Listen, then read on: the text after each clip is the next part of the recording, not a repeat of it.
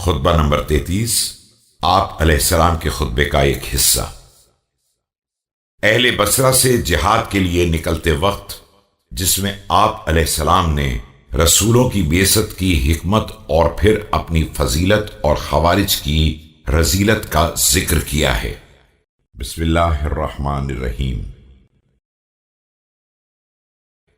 عبداللہ ابن عباس کا بیان ہے کہ میں مقام ذیقار میں امیر المومنین علیہ السلام کی خدمت میں حاضر ہوا جب آپ علیہ السلام اپنی نالین کی مرمت کر رہے تھے۔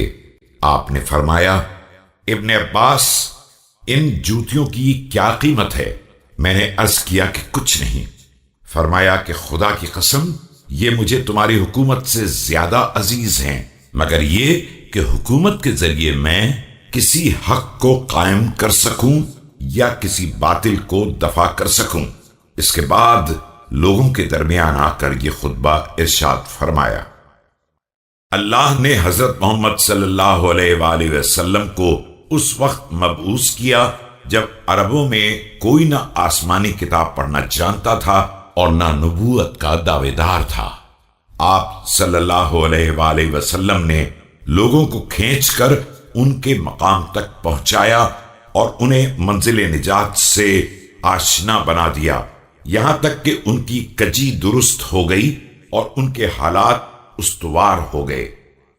آگاہ ہو جاؤ کہ خدا کی قسم، میں اس صورتحال کے تبدیل کرنے والوں میں شامل تھا، یہاں تک کہ حالات مکمل طور پر تبدیل ہو گئے اور میں نہ کمزور ہوا اور نہ خوف زدہ ہوا، اور آج بھی میرا یہ سفر ویسے ہی مقاصد کے لیے ہے۔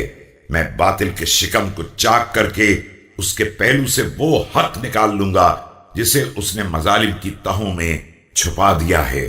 میرا قریش سے کیا تعلق ہے؟ میں نے کل ان سے کفر کی بنا پر جہاد کیا تھا اور آج فتنے اور گمراہی کی بنا پر جہاد کروں گا۔